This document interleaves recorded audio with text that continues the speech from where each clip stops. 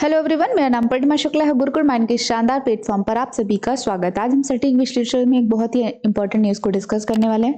Actually अभी हाल ही में Lancet ने अपनी रिपोर्ट जारी की, उसमें उसने बताया कि किस तरह मोटापा जो है वो हार्ट अटैक का कारण बन रहा है। तो उसी पर चर्चा करेंगे। तो चलिए स्टार्ट करते हैं अपनी न्यूज़ को।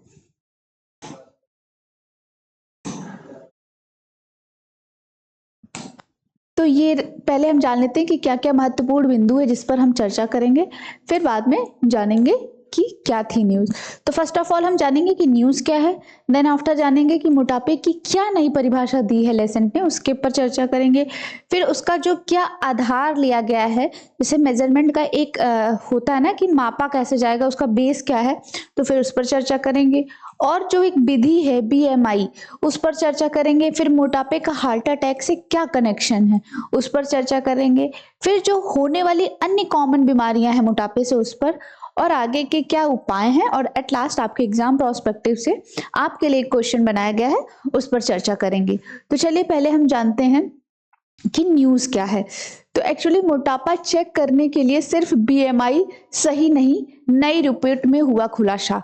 तो पहले जो मेजरमेंट था मोटापा चेक करने का, तो सिर्फ वो बीएमआई मॉडल पर चेक की जाती थी। तो जिससे क्या होता था, तो किसी का वेट जैसे अंडर वेट हो जाता था, उसको भी वो नाप लेता था, है ना, और फिर भी बता देता था कि ये प्रॉब्लम है। तो ये बोला, रिपोर्ट में ये बताया गया कि जो वो तरीका है वो सही नहीं है। और इसी के ही अंदर ये बताया गया कि किस तरह से मोटापा जो है नई नई बीमारियों को जन्म दे रहा है, और उससे हार्ट अटैक के केसेस कितने बढ़ रहे हैं।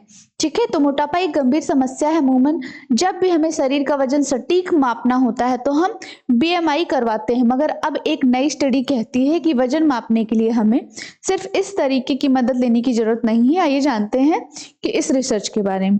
तो चलिए स्टार्ट करते हैं आगे। फर्स्ट ऑफ ऑल कि क्या नई परिभाषा है। तो हाल ही में लेसेंट डायबिटीज और एंड्रोकाइनोलॉजी कमीशन ने मोटापे की एक नई परिभाषा दी। उन्होंने क्या दी कि वो निदान विधिक बताया, जिसमें उन्होंने बताया कि जो बीएमआई है उससे आगे बढ़कर मोटापे का आकलन किया जाएगा। ठीक है, कई सालों की रिसर्च के बाद, ये कई सालों के रिसर्च के बाद पता चला, ये निष्कर्ष निकाला गया कि सिर्फ बीएमआई के आधार पर मोटापे की माप करना सही नहीं है। सिर्फ एक आधार था बीएमआई, जिसके आधार पर मोटापे को नापते थे। तो उसमें क्या होता था कि मेजरमेंट कभी सही नहीं आ पाता था। जैसे मान लीजिए कि अगर आप 80 केजी के हैं, तो उसमें कभी मान लो 76 बता दिया। तो उसमें क्या है कि जैसे क्राइटेरिया होता है ना कि आप इतने हाइट के हैं, इतने फिट के हैं, तो 70 केजी या 40 केजी 50 केजी आपका ठीक है, वेट है, कोई बात नहीं, कोई प्रॉब्लम नहीं। हाँ, आप देखने में आप शायद ऐसे लग रहे हैं। तो ये कभी कभी क्या हो जाता था कि पता ही नहीं चल पाता था कि एक्यूरेट प्रॉब्लम क्या है, और कहीं ना कहीं इंसान इंटरनल ही जो है वो परेशान रहता था। तो उसी पर ये रिसर्च की गई कि जो बीएमआई का बेस है वो सही नहीं है। बीएमआई को सिर्फ बेस मानना एक्चुअल कारण का अभाव था। अब मोटापे को दो कैटेगरी में डिवाइड किया गया है। कौन कौन सा? एक तो है क्लिनिकल मोटापा। ठीक है, इस श्रेणी में शरीर का कोई अंग जैसे हार्ट या किडनी काम करना बंद कर देता है। तो एक ये माना गया है जो डॉक्टर्स का मानना है, यानी जिसको क्लिनिकल मोटापा बोला गया, उसमें ये कहता है कि अगर आप बहुत मोटे हैं, ठीक है, तो उसमें आपका क्या हो जाएगा, हार्ट अटैक या हार्ट या किडनी काम करना बंद कर देगा। एक तो ये हो जाएगा। दूसरा है प्री क्लिनिकल मोटापा। इसमें इंसान क्या होगा, केवल मोटा होता है लेकिन कोई गंभीर बीमारी नहीं होती है। तो प्री क्लिनिकल क्या होगा, उसमें मोटा तो होगा, देखने में तो लगेगा, पर ऐसी कोई बड़ी प्रॉब्लम नहीं रहेगी। ठीक है, तो ये दो कैटेगरी हो गया। तो आपसे पूछा जाए कि लेसेंट डायबिटीज ने भी जो अपनी रिपोर्ट जारी की, तो उसमें मोटापे को कितनी कैटेगरी में डिवाइड किया, तो 2 हो जाएगा। फर्स्ट इज क्लिनिकल मोटापा and the second is the pre clinical मोटापा। ओके, चलिए मूव ऑन। फर्स्ट अभी परिभाषा आगे भी है, भी मैं बताती हूँ। पहले हम जान लेते हैं कि बीएमआई क्या है। ठीक है, तो बीएमआई का मीन्स है बॉडी मास इंडेक्स। ठीक है, जो किसी इंसान के मोटापे का निर्धारण उसकी ऊंचाई, जैसे मैंने पहले बताया, और वजन के आधार पर करता है। ठीक है, तो क्या करता है ये, किसी की मोटाई का जो अनुमान है वो कैसे लगाता है कि आपकी हाइट कितनी है। अगर मान लीजिए कि आप 6 फुट की हैं, तो आप 80 केजी, 75 टू 80 केजी आपका एक्यूरेट वेट है, आप हेल्दी हैं, ऐसा माना जाता है। अगर आप 5 फुट के हैं तो आप 40 टू 45 के बीच, ये एक इन्होंने क्राइटेरिया लेकर चलते थे। तो उसमें क्या होता था कि कभी कभी हमारी हाइट तो बढ़ जाती थी, पर जो बॉडी थी वो हेल्दी नहीं रह पाती थी, है ना, जैसे कि लेग्स वगैरह जो बोन्स वगैरह थी उसमें प्रॉब्लम रहती थी। पर यहाँ पर हेल्दी मान लेना तो कहीं ना कहीं वो भी एक, अगर आप बहुत ज्यादा दुबले हैं तो भी तो कारण है ना, आपको प्रॉब्लम होगी, एनीमिया वगैरह की समस्या हो जाती है। तो ये एक चीज थी।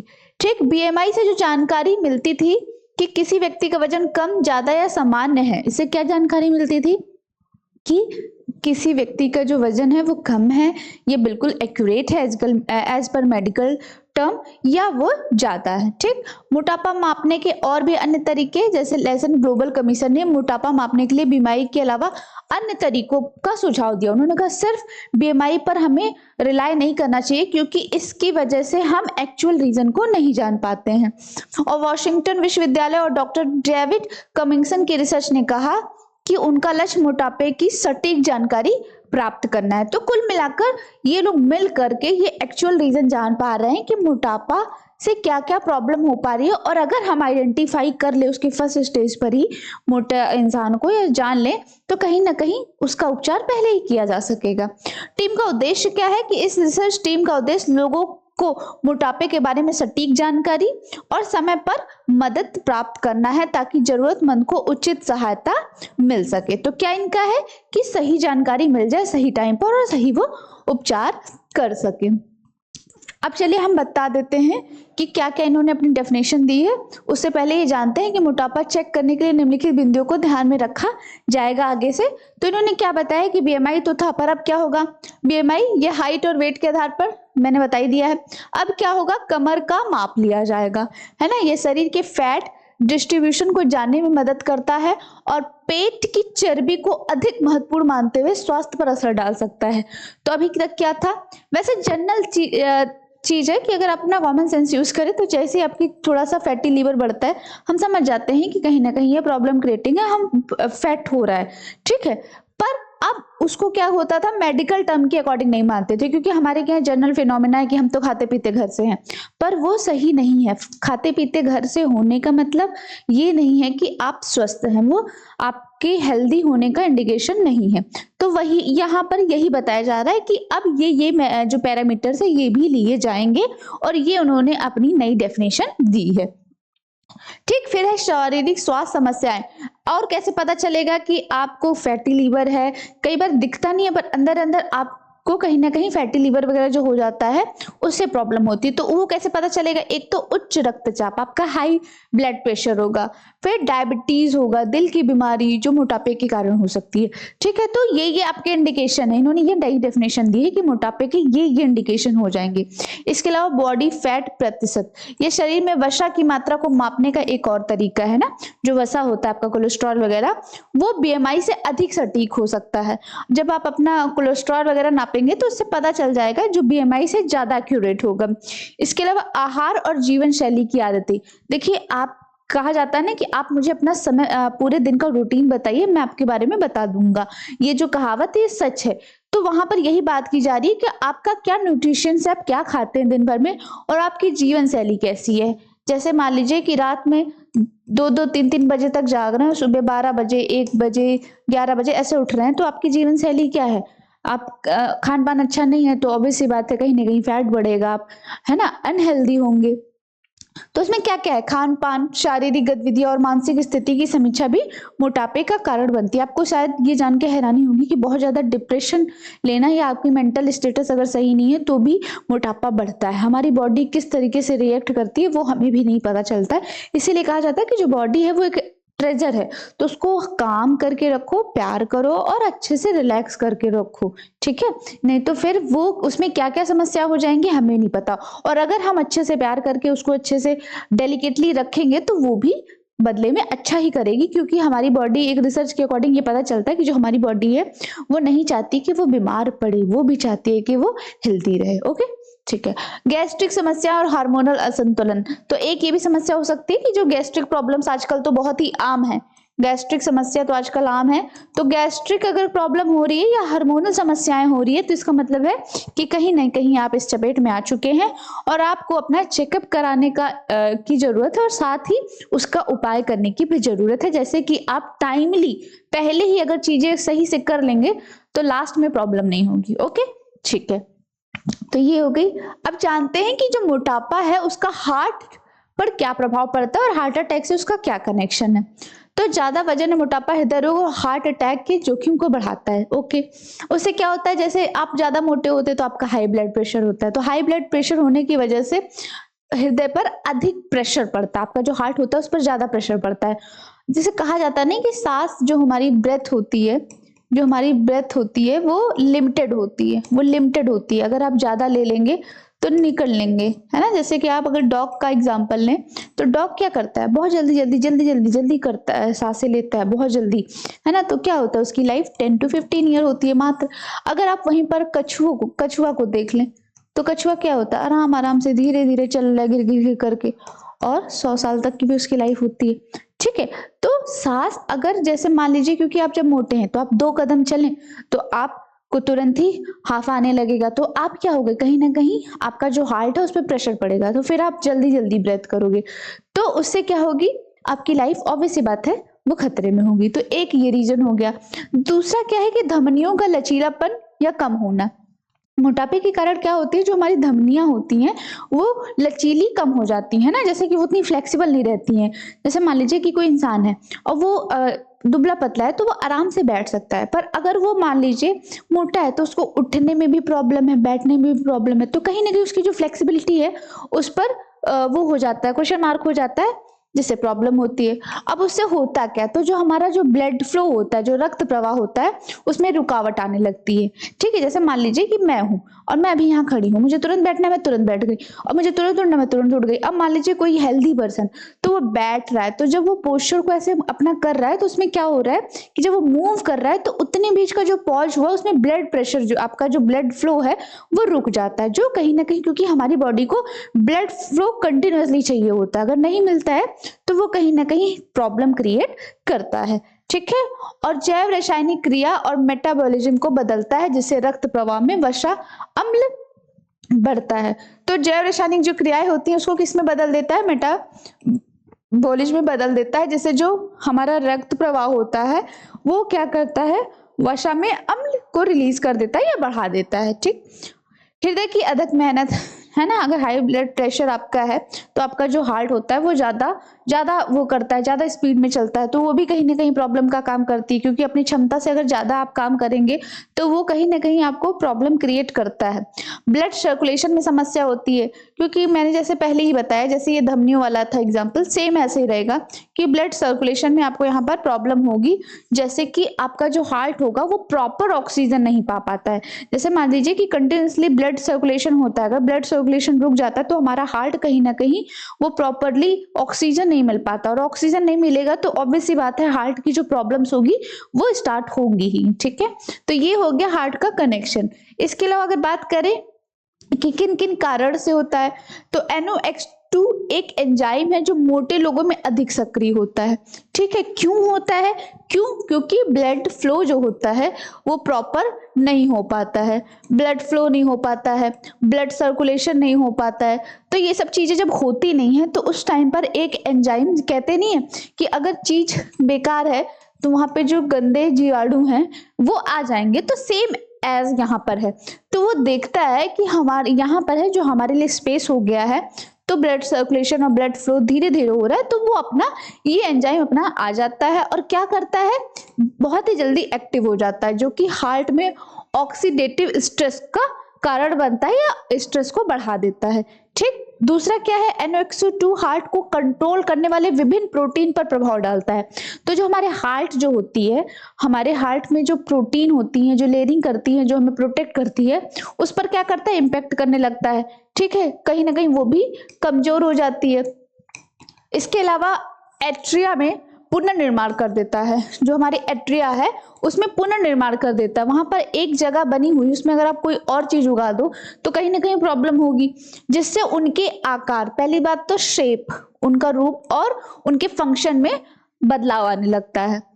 यह पुनर्निर्माण प्रक्रिया मोटापे वाले व्यक्तियों में अनियमित हृदय स्पंदन जैसे कि A5 यानी कि आर्टियर का मुख्य कारण बनती है। तो क्या क्या है, पुनर्निर्माण प्रक्रिया मोटापे वाले व्यक्तियों में अनियमित मतलब अनकंट्रोल जो होता है, मतलब हार्ट बीट बढ़ने लगती है ना, जिसकी वजह से ब्लड प्रेशर भी होता है, हार्ट अटैक होने लगता है। तो ये समस्या यहाँ पर हो जाती है। ओके, अब चलिए हम जानते हैं कि मोटापे से होने वाली कुछ और अन्य बीमारियां कौन कौन सी हैं या कॉमन कौन कौन सी है। तो सबसे पहले हार्ट डिजीज एंड स्ट्रोक, ये सबसे इंपॉर्टेंट है। यहाँ पर स्ट्रोक क्या होता है कि आपका जब ब्लड सर्कुलेशन रुकता है, जब आपका ब्लड सर्कुलेशन यहाँ पर रुक जाता है और आपके जो हार्ट में प्रॉपर ऑक्सीजन नहीं मिल पाता है, तो ये स्ट्रोक बन जाता है, वो जम जाता है वहां पर। एक तो ये प्रॉब्लम हो जाती है। दूसरा, डायबिटीज, खास तौर पर टाइप 2 के लिए, ठीक है, जो ज्यादा होते हैं मोटे, उनके में डायबिटीज की समस्या हो जाती है। इसके अलावा ब्रेस्ट कैंसर, एंडोमेट्रियल कैंसर भी मोटापे से संबंधित है। तो आप देखिए, मोटापे से कैंसर भी रिलेटेड है। तो आप अपनी बॉडी को हेल्दी रखना बहुत ज्यादा जरूरी है। इसके अलावा हाई बीपी और कोलेस्ट्रॉल तो है ही, कोलेस्ट्रॉल और हाई बीपी तो है ही। फिर फैटी लिवर की समस्या, गाउट की बीमारी, इसके अलावा मोटापे से नींद और सांस की बीमारियों का भी जोखिम रहता है। तो आप अपने आप को हेल्दी रखिए, जैसे कि ये सारी समस्याएं ना देखनी पड़े। अब इसके आगे बात कर ले कि आगे का क्या उपाय हो, क्या करना चाहिए। तो सबसे पहले नियमित व्यायाम करिए, है ना, योगा वगैरह करिए। देखिए हमारे यहाँ सब कुछ अवेलेबल है, बस हम करते नहीं है। जिम, मुझे लगता है जिम से बेटर है कि आप योगा करिए, क्योंकि जिम में क्या है कि आप ज्यादा हार्ट बीट को बढ़ा रहे हैं, प्रेशराइज कर रहे हैं, जिसकी वजह से क्या हो रहा है, आप सही तरीके से नहीं कर पा रहे हैं, वो आपको एक नेगेटिव इम्पैक्ट कर रहा है। योगा सबसे बेस्ट उपाय होता है। इसके अलावा पैदल चलिए, तैरना, साइकिल चलाना जैसी कम प्रभाव वाली गतिविधियों को करिए। देखिए मैंने कहती है ना कि जिम क्या होता है कि आपको ज्यादा प्रेशर क्रिएट कर देता है, तो कम प्रभाव वाली गतिविधियों को करिए। इसके अलावा संतुलित आहार लें, संतुलित आहार लें, है ना। जैसे हमारे पुराणों में या बचपन से हम लोग को पढ़ाया जाता है, अल्पाहारी सदाचारी विद्यार्थी पंचलक्षणम, ये लास्ट लाइन है जो। तो रात में कहा जाता है क्योंकि हम सोते हैं उस टाइम पर, क्योंकि काम कोई क्रिया करते नहीं, तो उस टाइम पे अल्पाहारी होना चाहिए, कम भोजन करनी चाहिए। जैसे मान लीजिए कि आपको 100% की अगर भूख है, तो उस टाइम पर आप 80% का ही खाना खाइए, जैसे कि वो अच्छे से डाइजेस्ट हो सके और आपको कोई प्रॉब्लम ना हो। एक ये चीज हो गई। दूसरा, रिलाय करिए फल सब्जियां, फलियां यानी कि ग्रीन सब्जियां, साबुत अनाज, जैतून का तेल, एवोकाडो, मेवे खाएं। ज्यादातर ऐसी चीजों पर फोकस करें। तो ऑयली, देखिए इनमें कहीं पर भी ऑयल, मैदा, ये सब चीजें नहीं थी, तो इन सब चीजों को इग्नोर करना है। लाल मांस, तले हुए खाद्य पदार्थ और मिठाइयों का सेवन कम करें, इवन करें ही ना, ज्यादा बेटर है। इसके अलावा धूम्रपान से बचें, ठीक है, या छोड़ दें। शराब का सेवन समिति कम करें। मधुमेह, उच्च कोलेस्ट्रॉल स्तर और उच्च रक्तचाप का प्रबंधन करें। तो आपका जो डायबिटीज है, उच्च कोलेस्ट्रॉल है ना, और हाई ब्लड प्रेशर है, उसको आप मैनेज करिए और उसको कंट्रोल करने की कोशिश करिए। जो जो अगर उपाय बताए जाते हैं, देखिए इलाज मुझे लगता है सिंपल ही होता है, बस लोग कर नहीं पाते। अगर आप प्रॉपरली किसी सिंपल चीज जो होती है ना, डिफिकल्ट होती है, तो अगर किसी सिंपल चीज को अगर फॉलो कर लीजिए तो आप सही हो जाएंगे। देखिए जैसे कंसिस्टेंसी होती है, जैसे आप लोग को पढ़ाई की बात कर लें, तो आप लोग भी रेगुलर कहाँ रह पाते हैं। अगर रेगुलर रहे और क्या होना, बस सिंपल ही तो है, रेगुलर ही तो रहना है, पर क्या डेली आपके पास टाइम नहीं होता ही है। पर क्या होती है, जो सिंपल चीजें होती है वो डिफिकल्ट होती है। तो अगर हम थोड़ा सा डिफिकल्ट काम करना स्टार्ट करते हैं, तो हमारी लाइफ भी सुधर जाएगी, हमारा करियर भी सुधर जाएगा और सब कुछ सुधर जाएगा, ठीक है। पर लोग करना नहीं चाहते। वर्तमान में A5 के उपचार मुख्य रूप से लक्षणों को नियंत्रित करने पर है। अभी जो काम किया जा रहा है, तो ये आर्टली वाले सेक्शन पर किया जा रहा है कि किस तरीके से जो उसमें एंजाइम वगैरह उत्पन्न होते हैं उसको कैसे कंट्रोल किया जाए, जैसे कि इसका सॉल्यूशन निकाला जाए। दूसरा, जो ये एंजाइम को बनाने से रोकना, उनके प्रभाव को कम करने के उपाय निकाले जा रहे हैं। और जो इनके एंजाइम है, अगर मान लीजिए उत्पन्न भी हो जाते हैं, तो उसे कंट्रोल कैसे जाओ या उसके प्रभाव को बिल्कुल ना के बराबर किया जाए, तो उस पर अभी काम किया जा रहा है। पर उसके अलावा काम साइंटिस्ट लोग तो कर ही रहे हैं, डॉक्टर्स हैं, लैब्स हैं, वो सारे काम कर रहे हैं। पर उसके अलावा हमारे हाथ में जो है, हमें उतना करना चाहिए, क्योंकि ये हमारी हेल्थ है, ये हमारी धरोहर है, ये किसी और की जिम्मेदारी नहीं है, ठीक है। तो आज का टॉपिक यही था। आई होप आपको अच्छा लगा होगा। अब आपके लिए ये रहा हमारा गुरुकुल माइंड का पेज, ठीक है। अगर आपको किसी भी तरीके से कोई भी एडमिशन करवाना हो, तो आप यहाँ हमारे ओमिक्रॉन फर्स्ट ग्रेटर नोएडा में आ सकते हैं, ठीक है, एडमिशन करवा सकते हैं। इसके अलावा कोई जानकारी लेना चाहते हैं तो 8882608880 इस पर कॉल कर सकते हैं। ये हमारी वेबसाइट है www.gurkulmind.com, आप इस पर कॉल कर सकते हैं। और लाइक कमेंट सब्सक्राइब करना ना भूलें। अगर आपको ये सेशन अच्छा लगता है तो जरूर लाइक करें और कमेंट बॉक्स में अपना फीडबैक जरूर दें। Thank you.